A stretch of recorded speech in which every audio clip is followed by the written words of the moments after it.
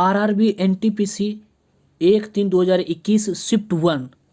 जी हाँ, तो आज हम लेकर के आया हैं आरआरबी एनटीपीसी 1/3/2021 जो कि शिफ्ट 1 में एग्जाम में पूछे गए सारे प्रश्न, जो कि आपके आने वाले एग्जाम के लिए बहुत ही ज़्यादा लाभदायक हो सकता है। जो भी स्टूडेंट CBT 2 का एग्ज़ाम की तैयारी करना चाहते हैं, जो भी स्टूडेंट ग्रुप डी की तैयारी करना चाहते हैं, उनके लिए ये सारे प्रश्न बहुत ही ज़्यादा महत्वपूर्ण हो सकते हैं। तो आइए बिना देर किए हुए शुरू करते हैं आज का पहला प्रश्न।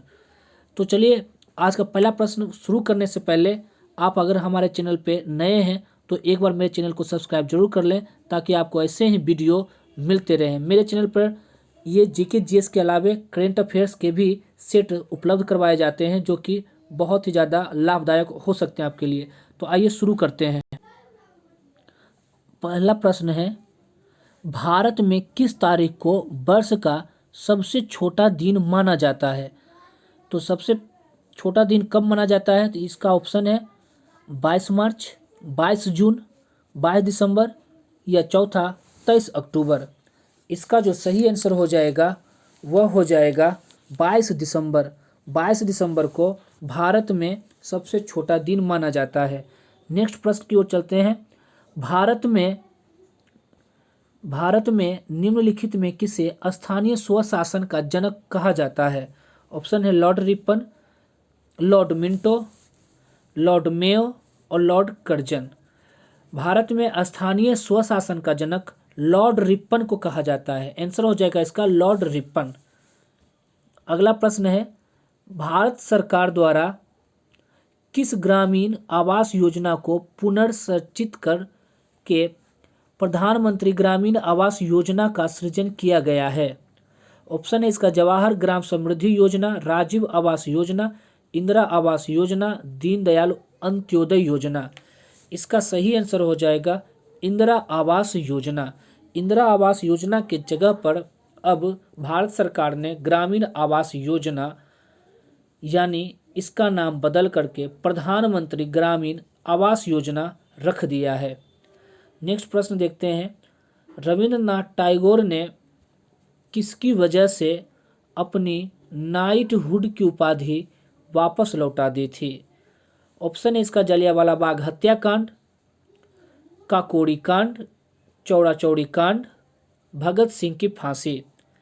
इसका आंसर हो जाएगा जलियांवाला बाग नरसंहार। जलियांवाला बाग नरसंहार के कारण ही रविंद्रनाथ टैगोर ने अपनी नाइटहुड की उपाधि लौटा दी थी और कैसर-ए-हिंद की उपाधि महात्मा गांधी ने लौटा दी थी।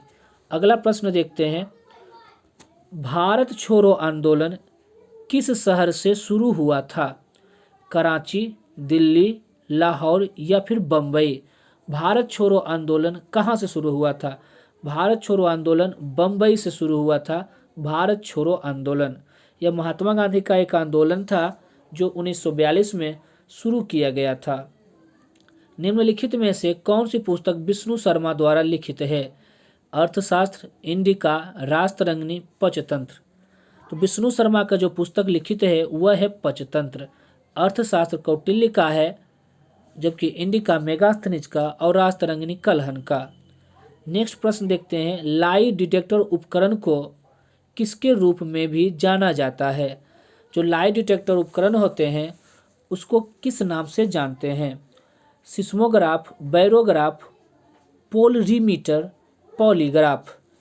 तो लाई डिटेक्टर उपकरण को पॉलीग्राफी टेस्ट कहते हैं। यानी लाई डिटेक्टर जब टेस्ट होता है तो उसको पॉलीग्राफी टेस्ट कहा जाता है। यानी ये जो उपकरण है वह पॉलीग्राफी होगा, यानी पॉलीग्राफ। ऑप्शन नंबर डी सही होगा। अगला है, भारतीय निर्वाचन आयोग के अनुसार 2020 तक भारत में मतदान करने हेतु न्यूनतम आयु कितनी है? ऑप्शन है इसका 16 वर्ष, 21 वर्ष, 25 वर्ष, 18 वर्ष। तो सबसे न्यूनतम आयु जो होता है वह है अभी 18 वर्ष। नेक्स्ट प्रश्न देखते हैं। हरित क्रांति निम्नलिखित में से किससे संबंधित है? ऑप्शन है इसका मछली उत्पादन, दूध का उत्पादन, खाद्य और अनाज उत्पादन, तेल और बीज उत्पादन। तो इसका आंसर हो जाएगा खाद्य और अनाज उत्पादन। Option number C. पूना समझौता कब हस्ताक्षरित किया गया था? पूना समझौता कब हस्ताक्षरित किया गया था? ऑप्शन देखिए इसका 1935, 1928, 1930, 1932। इसका सही आंसर हो जाएगा 1932। 1932 में पूना समझौता पर हस्ताक्षर किया गया था गांधी जी और B.R. अम्बेडकर के बीच। पलासी के युद्ध के समय बंगाल का नवाब कौन था? मीर जाफर, अमीर चंद राजवंशी, सिराजुद्दौला, मीर कासिम। यानी पलासी का युद्ध 1757 में हुआ था, तो उस समय कौन था बंगाल का नवाब? इसका जो सही आंसर हो जाएगा वह हो जाएगा सिराजुद्दौला। सिराजुद्दौला सही आंसर होगा। अगला प्रश्न देख लेते हैं, ईवीएम का पूरा नाम क्या होता है? Electric vending machine, electronic vending machine, या electronic voting machine, electric voting machine. Answer इसका हो जाएगा इलेक्ट्रॉनिक वोटिंग मशीन ईवीएम का पूरा नाम होता है।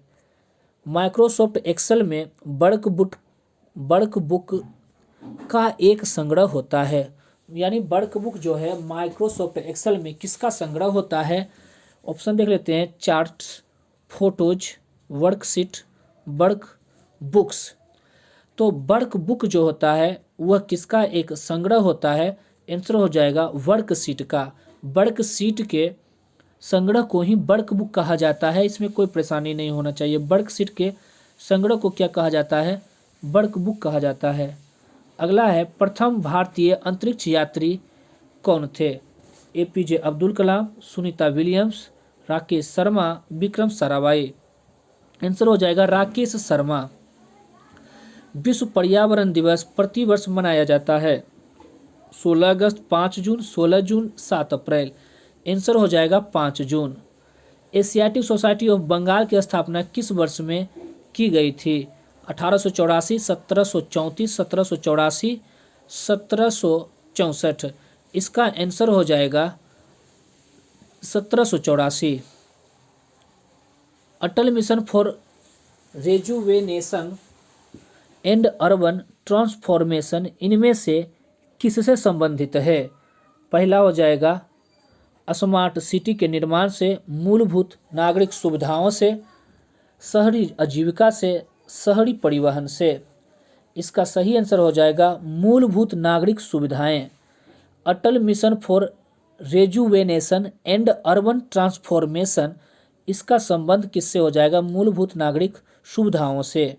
अगला, हमारा सौरमंडल किस गैलेक्सी का एक हिस्सा है? बोर्ड्स एंड्रोमीडा, आकाशगंगा, ट्रायंगुलम। आंसर हो जाएगा आकाशगंगा। रायसीना हिल्स कहाँ स्थित है? ये राष्ट्रपति भवन जहाँ होता है वहीं पर रायसीना हिल्स होता है। देखते हैं ऑप्शन क्या है।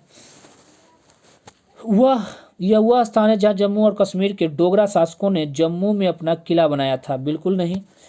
यह श्रीनगर में स्थित है। नहीं है। यह राष्ट्रपति भवन वाले स्थान पर स्थित है। यह कन्याकुमारी में स्थित एक चट्टानी संरचना है जहां स्वामी विवेकानंद की प्रतिमा स्थापित की गई थी। ऐसा कुछ नहीं है। ऑप्शन हो जाएगा इसका सी, यह राष्ट्रपति भवन वाले स्थान पर स्थित है। यानी राष्ट्रपति भवन ही रायसीना हिल्स पर है।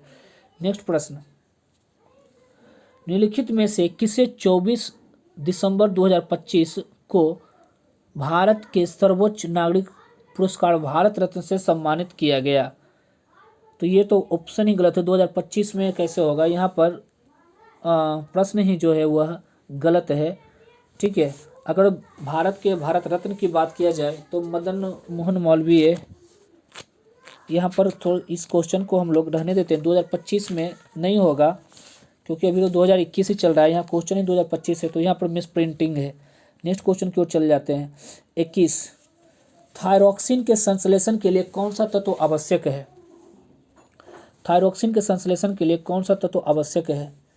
मैग्नीज, आयोडीन, आयरन या जिंक? थायरॉक्सिन के आयोडीन आवश्यक होता है। प्रोटियम में कुल कितने न्यूट्रॉन होते हैं? प्रोटियम में कोई न्यूट्रॉन नहीं होता है। ठीक है। नेक्स्ट प्रश्न की ओर चलते हैं। 23 नंबर, गुप्त साम्राज्य के निम्नलिखित राजाओं में से कौन सा एक अच्छा वीणा वादक भी था? चंद्रगुप्त, विक्रमादित्य, समुद्रगुप्त, कुमारगुप्त प्रथम, चंद्रगुप्त प्रथम। ये हो जाएगा आंसर समुद्रगुप्त। समुद्रगुप्त को सिक्के में बीना बजाते हुए दिखाई दिया गया है। समुद्रगुप्त जो है वह आंसर हो जाएंगे। अगला प्रश्न, इकोलॉजी शब्द किसने गढ़ा? Charles Darwin, Eugenius Warming, Eugene Odum, Ernest Haeckel. Answer हो जाएगा इकोलॉजी शब्द को अर्नेस्ट विक्कल ने गढ़ा था। अस्पतालों से निकलने वाले जैविक कचरे के निपटान का सबसे अच्छा तरीका क्या है? जो अस्पताल से जैविक कचरे निकलते हैं उसके निपटान का सबसे अच्छा तरीका जो हो जाएगा उन्हें गड्ढों में भरा जाना, अपघटन करना, भस्मीकरण करना, जलाना। आंसर हो जाएगा भस्मीकरण करना। भस्मीकरण इसका सही आंसर हो जाएगा।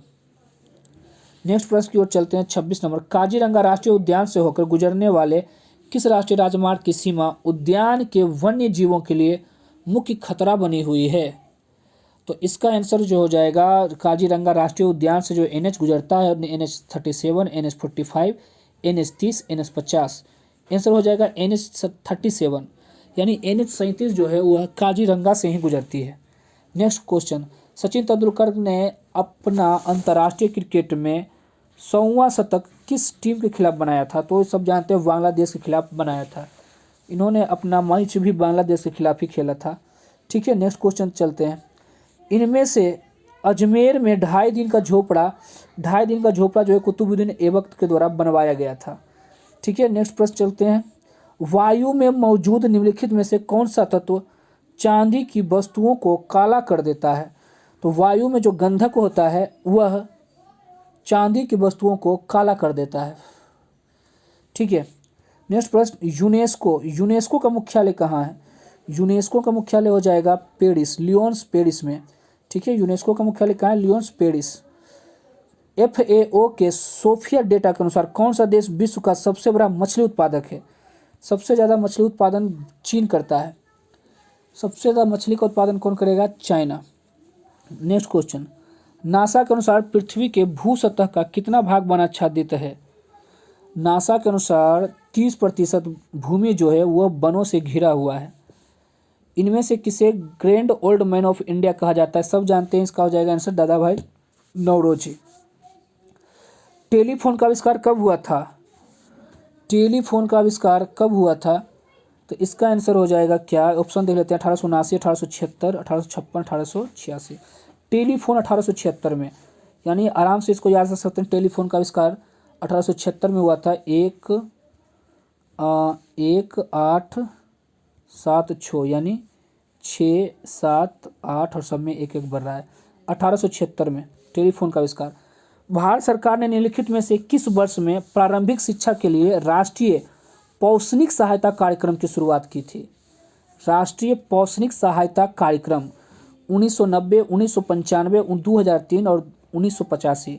तो ये इसका आंसर हो जाएगा 1995 में। भारत सरकार ने 1995 में प्रारंभिक शिक्षा के लिए राष्ट्रीय पौष्टिक सहायता कार्यक्रम की शुरुआत कर दी थी। कंप्यूटर के एक मेनू में की लिस्ट होती है। कंप्यूटर के मेन्यू में सारे के सारे कमांड्स की लिस्ट होती है। अगर जो हम कंप्यूटर में मेन्यू बटन दबाते हैं तो वहाँ पर जितने भी कमांड्स होते हैं वो सारे शो हो जाते हैं। तो इसलिए कंप्यूटर के मेन्यू में क्या हो जाएंगे? कमांड्स हो जाएंगे। सीधी कार्यवाही दिवस मोहम्मद अली जिन्ना, सीधी कार्यवाही दिवस की घोषणा किसने की थी? यही क्वेश्चन है, आंसर हो जाएगा मोहम्मद अली जिन्ना। 1 डिग्री अक्षांश में लगभग कितने किलोमीटर होते हैं? तो 1 डिग्री अक्षांश में कितने किलोमीटर? 121, 111, 221 और 231। आंसर हो जाएगा 111 किलोमीटर। नवंबर 2020 तक प्राप्त जानकारी के अनुसार नीति आयोग के अध्यक्ष कौन थे? तो नीति आयोग के वर्तमान में अध्यक्ष हैं राजीव कुमार। ठीक है, राजीव कुमार जो है नीति आयोग के वर्तमान में अध्यक्ष हैं। और प्रकाश दिवस कब मनाया जाता है? अंतर्राष्ट्रीय प्रकाश दिवस 16 मई को मनाया जाता है, याद रखिएगा। अंतर्राष्ट्रीय प्रकाश दिवस 16 मई को मनाया जाता है। तो ये रहा परीक्षा तिथि 1-2-2021 के शिफ्ट 2 के टोटल क्वेश्चन जो कि जीके जीएस से पूछे गए थे। सारे प्रश्नों को आप अच्छी तरीके से देख लीजिए और हमारे चैनल पे आप जरूर बने रहिएगा ताकि हम आपको सारे के सारे एनटीपीसी का सेट उपलब्ध करवा दें। और याद रखिएगा कि CBT 2 का बहुत सारे प्रश्न इसी प्रश्न से आने वाले हैं, क्योंकि जो एनटीपीसी CBT 1 में ही देख रहे थे कि जो बहुत सारे पहले प्रश्न पूछे जाते थे वो ही बाद में बहुत सारे प्रश्न लड़ गए थे, यानी कि इस प्रश्न से भी आने की संभावना बहुत ही ज़्यादा है। तो धन्यवाद हमारे चैनल पर बने रहने के लिए।